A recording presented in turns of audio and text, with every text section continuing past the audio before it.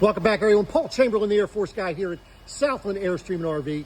Listen, we're here to show you, and by the way, I have Freddy from Grand Design here. We're going to be talking about the Lineage. Now, here in Savannah, it's actually called the Lineage, I've been told by customers. Lineage, but yeah, so anyway, but I'm going to let Freddy talk to you about this LVT1.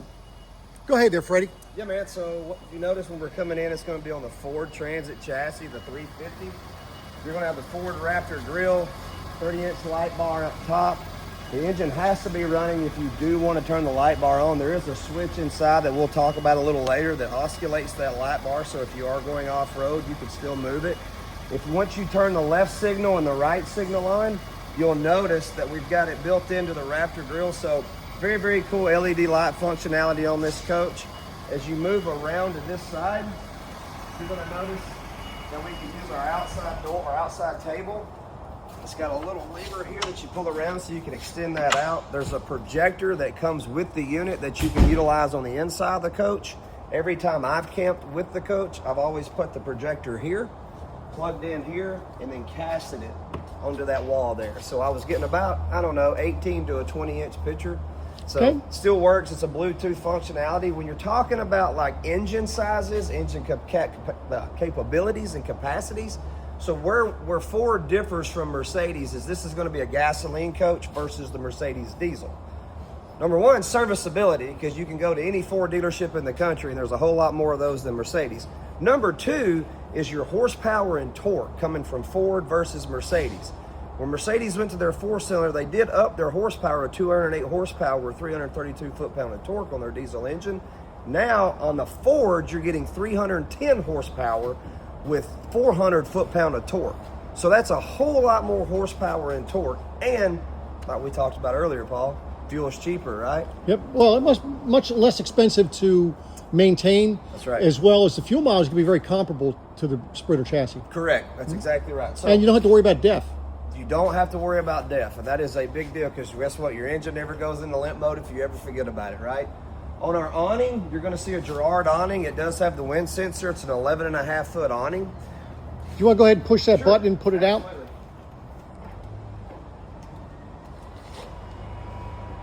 We do have an option, Paul, so if the consumers do want it, you've got an additional 700 watts of solar if you wanted to use it on the awning, because we have another 400 watts standard on our roof rack on top of the roof. Certainly. Now I notice you just push that button, folks. Then it automatically, you don't have to stand there and hold the button. No. Now, does this also have a wind sensor? It does. Okay. So if the wind starts blowing, it's going to automatically come in. So if your customers are out hiking or doing whatever they're doing on their adventure, and they forget about their awning and the wind blows, it's coming back in. All right. So we got a 48-volt electrical system on this. There's no generator. You've got a second alternator with Ford. I've used this van for a month. You crank that engine up, you're going to run about 26 to 30 amps if you're not running anything, pulling a charge directly off the engine. As you're driving, it's going to pull a little bit more. So as I was telling you and your team earlier, I was in South Carolina. I live in Alabama. I drove home. I had 48% on the battery. Our AC is a 20,000 BTU SDG AC. Well, I ran that AC all the way home from Myrtle Beach, South Carolina, all the way to Northwest Alabama. 48%. When I arrived at my house, I was at a full 100%. Now, there's something different about this air conditioning. And why don't you go into that, because I think people don't understand the cost factor in that, but also the benefit of this particular AC. Correct. So it's a really expensive AC system. It's an overseas. We import the AC. The AC is mounted underneath the frame, underneath the coach. Everybody's like, what? The compressor's underneath. The exchange is up top inside your ceiling, okay? So what happens, the reason why we designed it this way is because we have a pop top option. Well, what does a pop top not have in it? Well, most of the other ones don't have the AC up in there. They don't have an AC up there. Well, when you have to put an AC on the roof for your van, you either got to position it in the very rear and push your pop top up, or you don't have one at all, right? So what we did is we're able to run a 3-inch duct down that ceiling and run our ductwork into the pop top. That is the main reason why we use this AC, because it's universal throughout. Number two is a lot of times people live in HOAs. Well, if you see an AC on top of the roof, that indicates right then it's an RV. There's no AC on that roof. This is just like an everyday driving vehicle, so it should be able to pass an HOA inspector. Perfect. You're gonna have your dual doors here, storage in the rear. This is typically where your projector goes. Well, that is a huge storage area. Now, you know, I'm going to go back to this batteries though, Yeah. because you had mentioned. So this is a 48 volt system, Correct. and this one has 165 Amp hours. Right. However, they're able to add a second 165. That's right. Now, Right. with that being said, though, it's really not, because it is a 48 volt system. It really isn't 165 amp hours. It's really what? Well, if you converted that into 12 volts, so yes, it is 165 amp hours on a 48 volt system.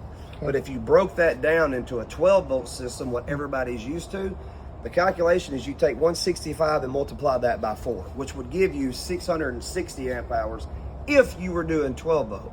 The only thing that's going to run off your 48 volt system is your AC right now, right? So but if you ever added a microwave or something more, that would run.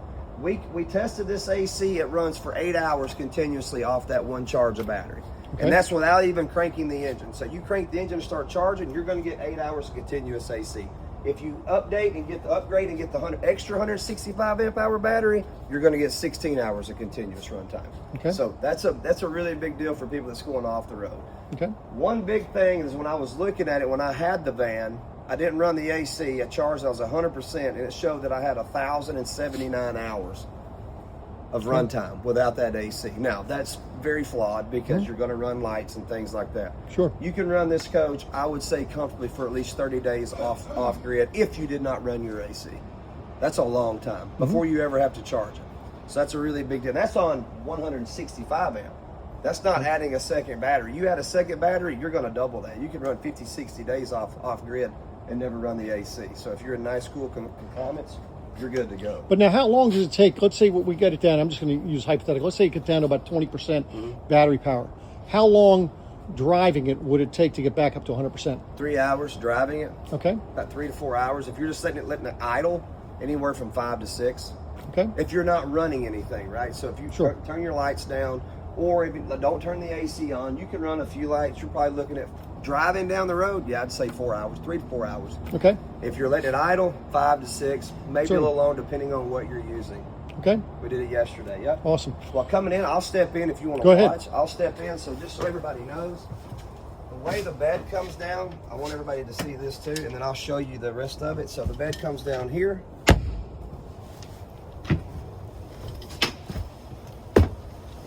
I slept on this thing for 30 days. It's really comfortable. It's like a foam mattress inside of it. It was easy and accessible.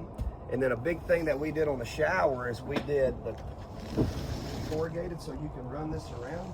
But what I would do is if I would stop at a rest area or whatever, and I wasn't off grid, so what I would do, instead of having to get up and turn and put all the blackouts in every night, what I would do is just pull in the rest area, and I would pull this around so nobody could see me. So I'd sleep, shut my shades over here.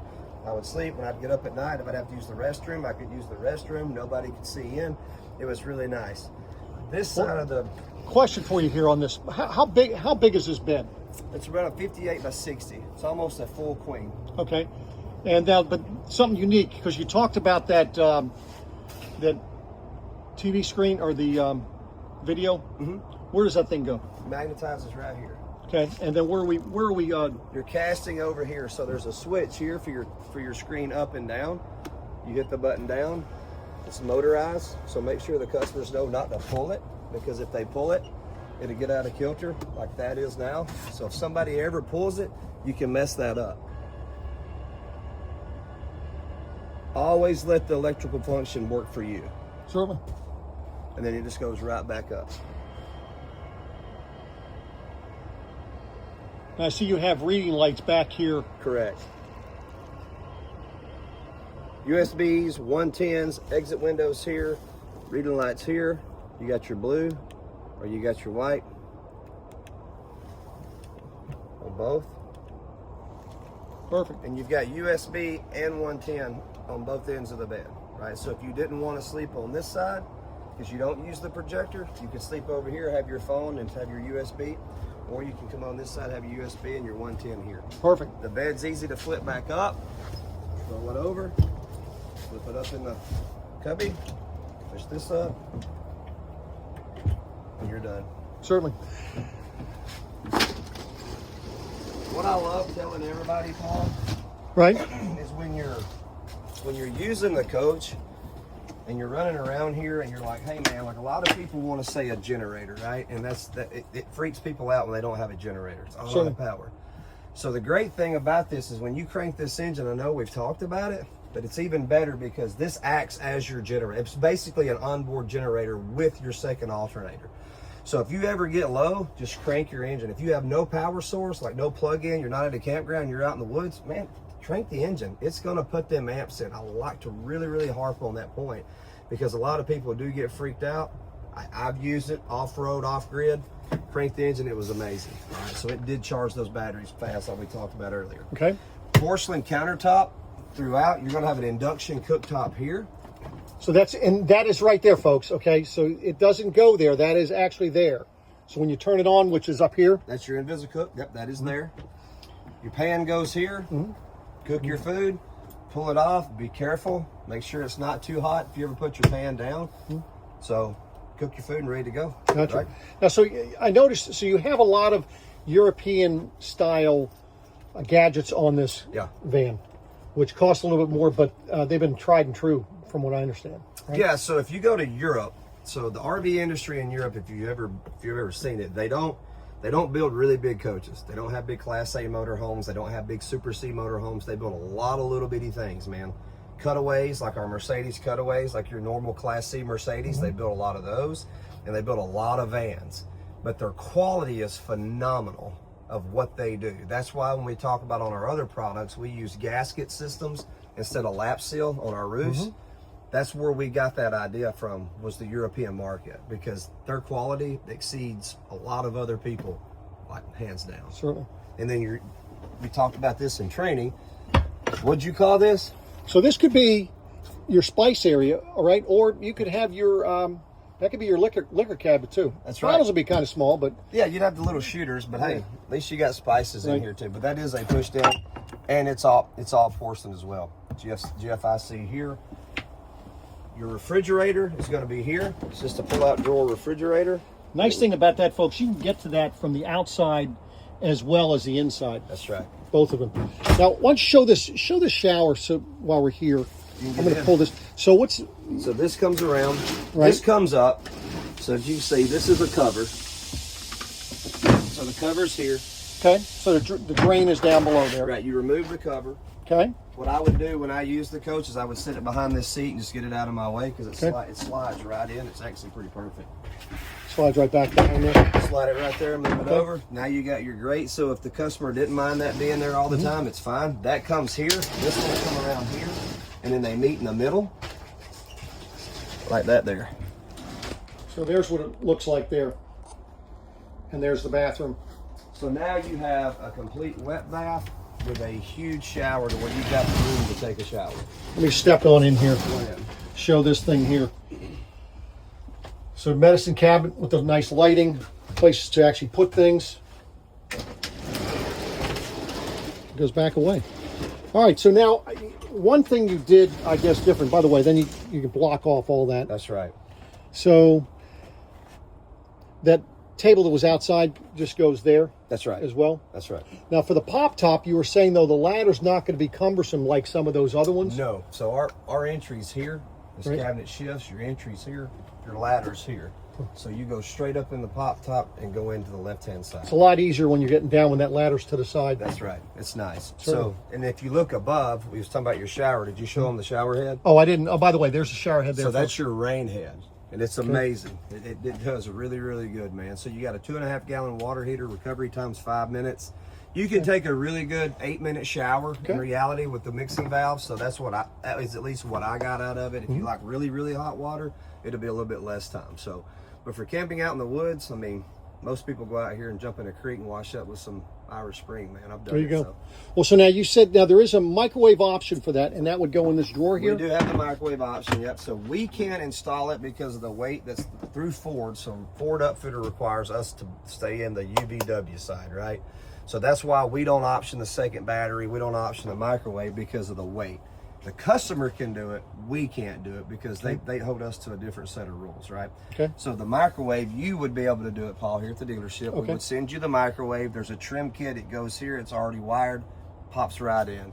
The second battery, that drawer would come out. The second battery would go in. You better have a good strong back because that battery is 150 pounds on its own.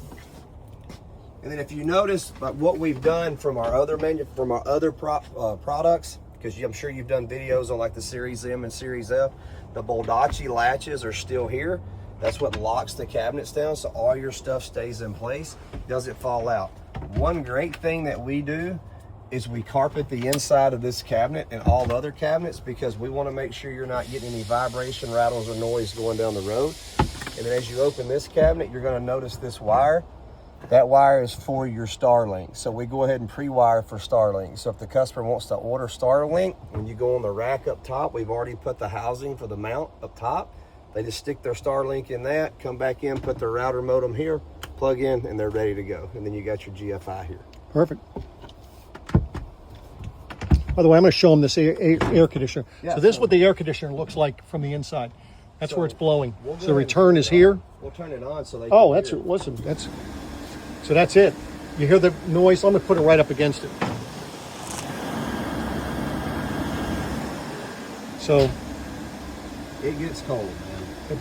that has a lot of air movement from there. That's for sure. A lot of air movement. Like it was 95 degrees that day I drove back from the Carolinas.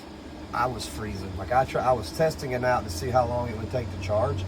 I was freezing. I had to roll the window down a couple of times to get some heat coming in because it literally froze me out there. Now you can hear it kicking over on the compressor kicking in. This will blow some serious air at you, man. Gotcha. Now, one thing different in your Class B here is I noticed you have a front window. Why don't you show us that? So we got just the shades here. We do add this, so it adds extra natural light coming into the coach because you do have a lot of opening windows here. A lot of times you're positioning yourself either east or west. The sun's going to either come in, or you're able to sit here in the booth or in the bench seat and watch the sun come down. Or if you're sitting here on your computer in the morning, you can watch the sun come up, right? Okay. It's really, really nice for extra light, added light coming into the coach because it is a small, confined space. So we want to make sure we're getting as much natural light in the coach as you possibly can. Perfect. I see you have a power vent fan here. That's For right. moving air. That's right. Anything else you'd like to tell the audience Well, about this? We've got the option of the Falcon Tune shocks that's going to be on the outside. That is an option. Okay. You're going to have the pop top option. Want to make sure the customer understands that when you go with the pop top option, Paul, you're not getting the 165 amp hour battery because of that weight. You're going to get a 100 amp hour battery. Okay. And there is a second option for a 100 amp hour battery as well, so you get two. The difference is instead of running it for 8 hours on the 125 amp hour for your AC, you'll run it about 6. Okay. So you lose a couple hours, right? But you're getting the pop top, and the reason why is because of the weight. That is the sole reason behind it, man. But yeah, Beautiful. welcome to Lineage, brother. Hope we get some Hold really it. interest It's here. here in Savannah. It's what? Lineage. Yeah, man. Lineage. Sorry, Come on now. that was my fault, buddy. Now, and my customers have told me that. Now, I don't know. Okay, I think that's because there is a business called Lineage that's here in Savannah. So anyway. I mean, 20 foot, 10 inches. Okay. You know, so you got plenty of space. I mean, I feel like we've got the best fan on the market. Just depends on if the consumers think so as well. So Perfect. Wilson, I appreciate you coming by and sharing this information with us. Folks, appreciate it. Like, comment, subscribe, and we'll be back at you again soon. Take care. thank you.